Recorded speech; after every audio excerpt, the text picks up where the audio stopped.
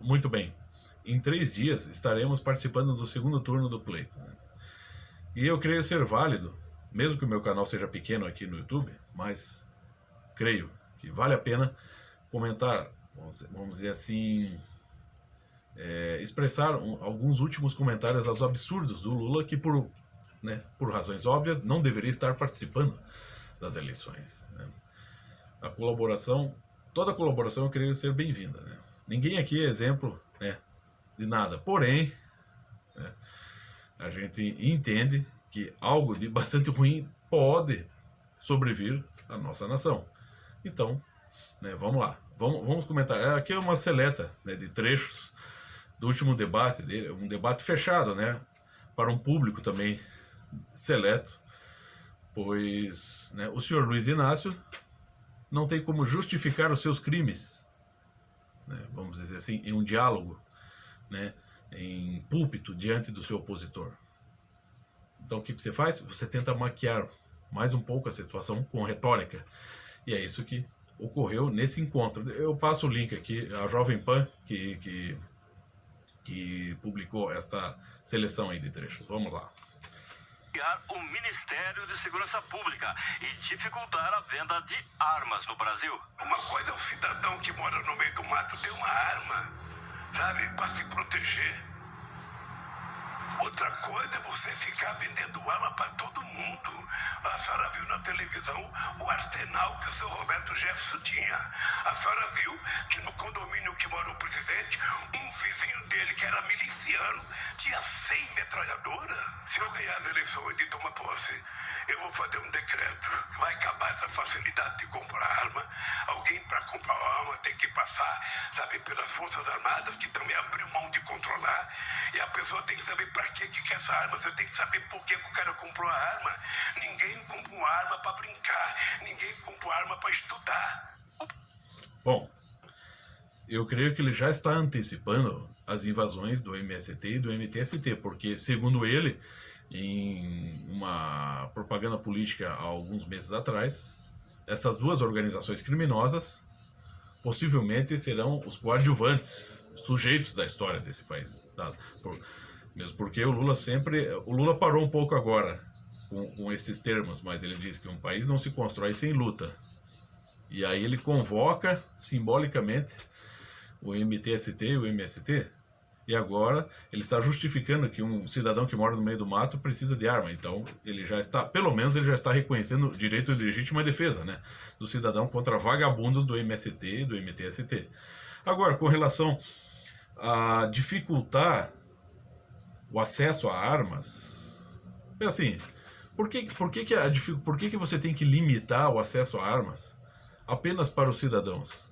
Ele questionou ali, ninguém compra uma arma. Eu não sei como é que a cabecinha dele, ele tem uma criatividade um pouco estranha, né? Eu não sei se isso é senilidade, se ele está ficando gaga, ou se, né, né?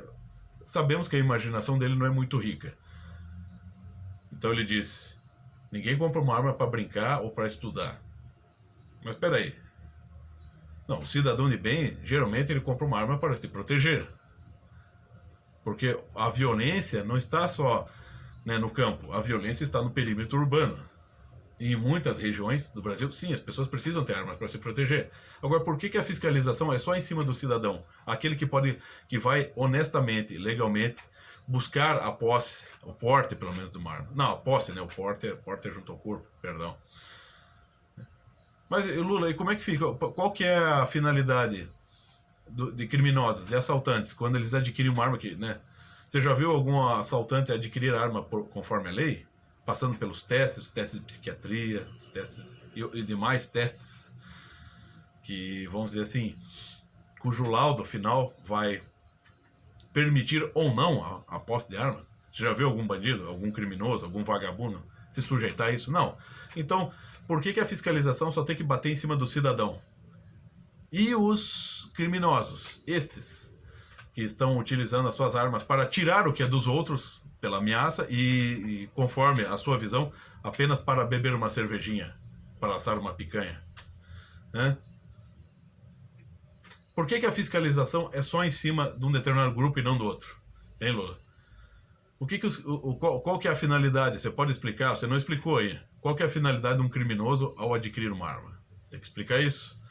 Né? Outra coisa que é bastante estúpida desse sujeito, assim, em uma das propagandas eleitorais ali dele, está lá, a juventude não precisa de armas, ela precisa de livros. Mas pera lá, você está confundindo um instrumento de defesa com uma arma? A arma é um instrumento de defesa, certo? Com um instrumento de informações, de desenvolvimento intelectual, que é o livro. O que uma coisa tem a ver com outra? Na nossa família nós temos armas e temos livros. Eu tenho uma biblioteca aqui em casa, né? E o povo da minha casa tem armas. Da mesma maneira que eles têm liquidificador, geladeira, né? Talheres, TV, mesa, sofá, cama. Peraí, o que é? Qual que é o paralelo aí entre as armas e os livros? Se são coisas distintas, não existe paralelo. O livro não é uma arma. O livro, aliás, né, para quem entende realmente de filosofia, sabe que Sócrates diz que, né, deixa bem claro na Apologia, no livro Apologia, que, né, não com essas palavras, mas ele deixa claro que saber é não poder, porque você não pode contrariar a realidade. Quem disse que saber é poder é Augusto Comte, que era um cara louco. É um cara que é um dos geradores de ditaduras por aí. Saber não é poder, o saber é não poder, porque você tem que respeitar a verdade, né? Que é o que Sócrates faz. Então, da onde que existe um paralelo entre armas e livros, de modo que você possa jogar para o público um clichê desse, que só confunde, que não elucida, a juventude não precisa de arma, precisa de livro. Como se o governo Bolsonaro estivesse promovendo um bang-bang, distribuição ilícita de armas. Quem faz distribuição ilícita de armas para a juventude são os chefes de facções do PCC, do Comando Vermelho, o pessoal lá do Complexo do Alemão, né? Aquele que estava lá no bonezinho, do Complexo, né? A Família do Norte, né?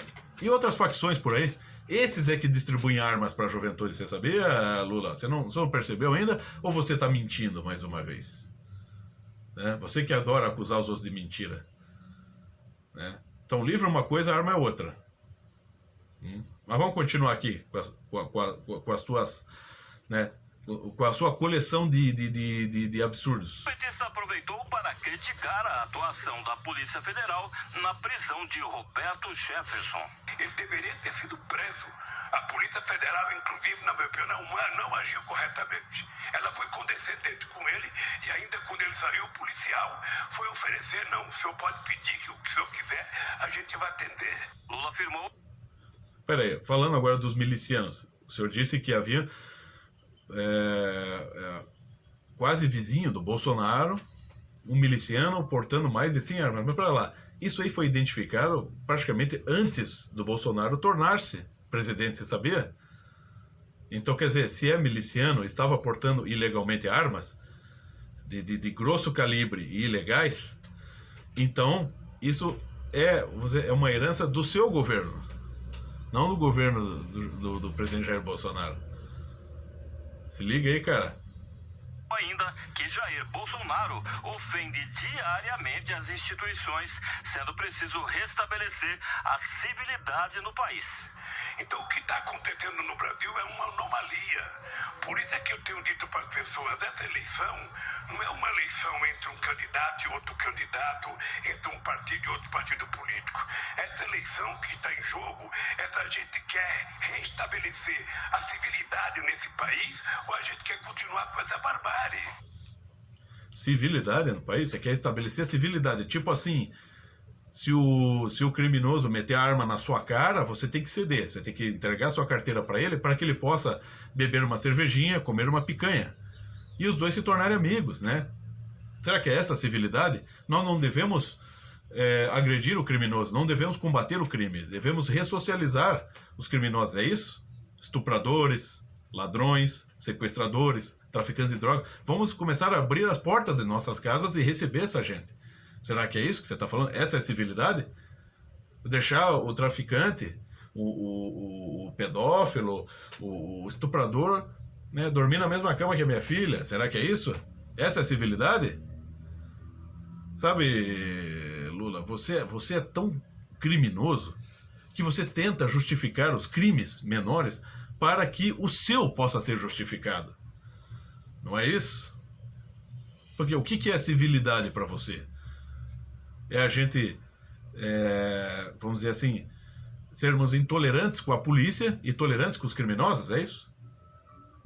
Desmoralizar a força policial e legitimar o crime? Será que é isso que é civilidade? Esse é que é o equilíbrio que você propõe? Será que o equilíbrio que você propõe é que as pessoas, vamos dizer, elas tenham compaixão de políticos corruptos que no passado foram muito pobres, que perderam um membro do seu corpo num torno e que lutaram muito por esse país, lutaram muito para enriquecer a si mesmos, né? E que já prometeram que não vão mais enganar ninguém? Essa é a tolerância? Essa é a civilidade? Esse é o sentimento de civilidade que você está querendo despertar? Qual que é a coisa aí?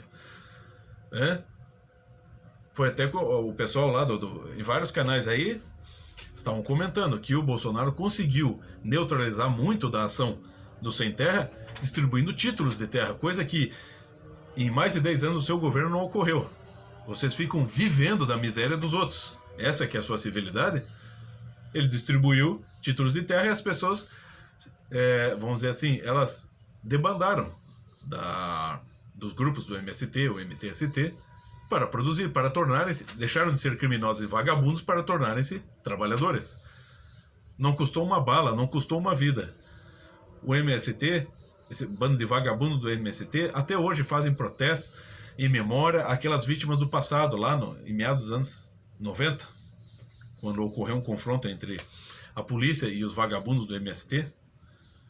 Mas não se faz nenhuma homenagem, nenhum protesto a favor das vítimas do MST, das plantações que foram devastadas, né, as fazendas produtivas que foram invadidas, dos animais que foram barbarizados. Cadê aí o pessoal aí que é vegano, que defende os animais? Cadê vocês aí? Cadê a indignação de vocês com o pessoal do MST que barbarizam animais, né? O gado de corte, né? O gado de corte, porco, vaca, galinha, todos esses animais, né, morreram de forma brutal nas mãos de vagabundos do MST. Cadê vocês aí? Cadê os veganos aí, petistas, lulistas? Cadê vocês para se indignarem com esse bosta? Né?